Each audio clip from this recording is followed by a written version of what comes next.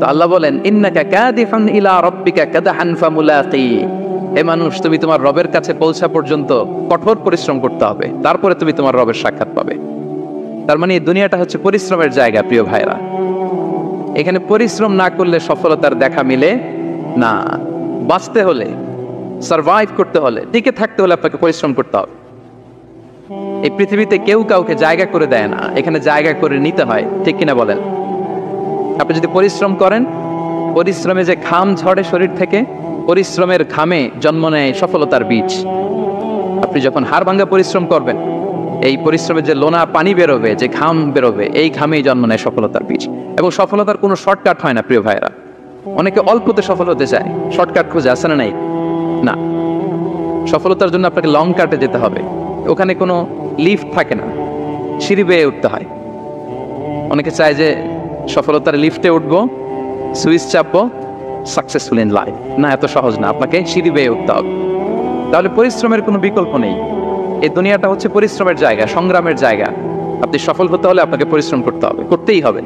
আর পরিশ্রমে কোনো লজ্জা নেই। আমি বিভিন্ন আমার আলোচনায় বলি, কাজে লজ্জা নেই। কিসে লজ্জা নেই? আওয়াজ করে বলুন সবাই।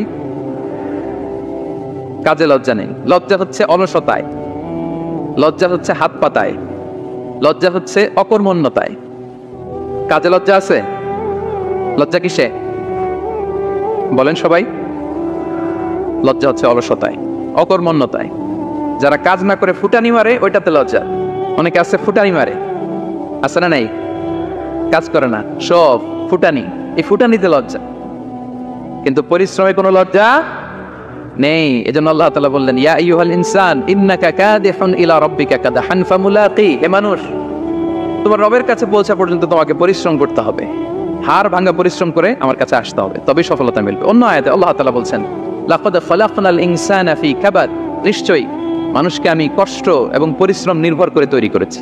এই পৃথিবীতে টিকে থাকতে হলে তাকে পরিশ্রম করতে হয়, কষ্ট করতে হয়। এবং দুনিয়ার এই সাইকেলটা যদি দেখেন, দিন এবং রাতের যে সাইকেল, রাতকে আল্লাহ বানিয়েছেন ঘুমের জন্য, রেস্ট নেওয়ার জন্য, বিশ্রামের জন্য।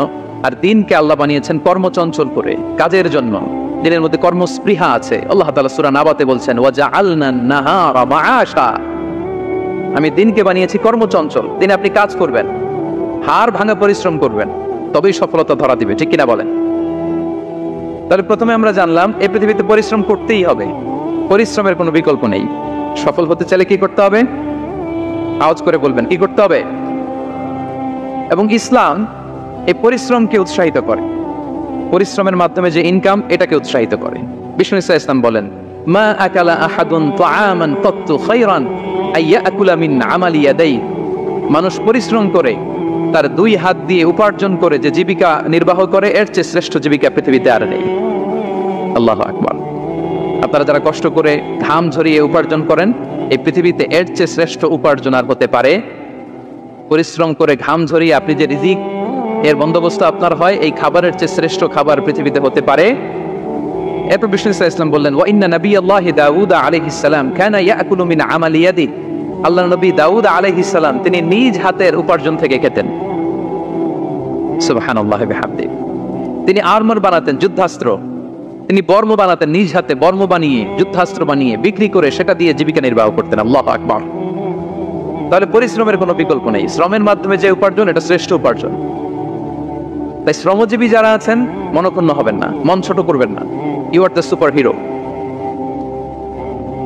You are the super hero, you are the remittance fighter of our country. এজন্য রাস্তা দিয়ে যখন হাঁটবেন, বুক ফুলিয়ে হাঁটবেন, আর বস্তা ভরে টাকা নিয়ে দেশে ফিরবেন, ঠিক কিনা বলেন? বুক ফুলিয়ে হাঁটতে হবে। এজন্য আমি আমার প্রিয় মাতৃভূমি বাংলাদেশের গভর্নমেন্টকে অনুরোধ করবো, আমাদের শ্রমজীবী ভাইদের যাতে সুবিধা হয়, এই ব্যবস্থা আপনাদের করতে হবে। বিনীত অনুরোধ রাখবো। শ্রম মন্ত্রণালয়ে যারা দায়িত্বে আছেন, স্পেশালি তাদেরকে রিকোয়েস্ট করবো, আমাদের শ্রমজীবী ভাইদের যেন কোনো কষ্ট না হয়, কারণ তাদের পাঠানো রেমিটেন্সে সচল থাকে আমার দেশের অর্থনীতির চাকা। তারা ভালো থাকলে ভালো থাকবে বাংলাদেশ। ভেরি সিম্পল, ঠিক কিনা বলেন? আমার যে ভাইটা পরিচ্ছন্নতা কর্মী, রাস্তা ক্লিন করে, এয়ারপোর্টে ওয়াশরুম ক্লিন করে, একজন পরিচ্ছন্নতা কর্মী, তারও 20 থেকে 30 হাজার টাকা বাংলাদেশে ঢুকে প্রতি মাসে। আপনি চিন্তা করতে পারেন? 6টা মাস যদি রেমিটেন্স বন্ধ হয়, শ্রীলঙ্কার চেয়েও খারাপ অবস্থায় বাংলাদেশে চলে যাবে। Just only 6 months. ভয়ঙ্কর অবস্থা হবে বাংলাদেশে। এটা আল্লাহর পক্ষ থেকে একটা স্পেশাল রাহমা, মার্সি এন্ড ব্লেসিংস, যে আমাদের রিজিকের তাগিদায় সারা বিশ্বে যে কাজ করতে হয়, আমরা কাজ করি আর দেশে টাকা পাঠাই, আর সচল থাকে আমার দেশের অর্থনীতিটি চাকা, আলহামদুলিল্লাহ পড়ে। বিশ্বনবী সাল্লাল্লাহু আলাইহি ওয়াসাল্লাম অত্যন্ত পরিশ্রমী ছিলেন। He started his first career as a shepherd. সুবহানাল্লাহ।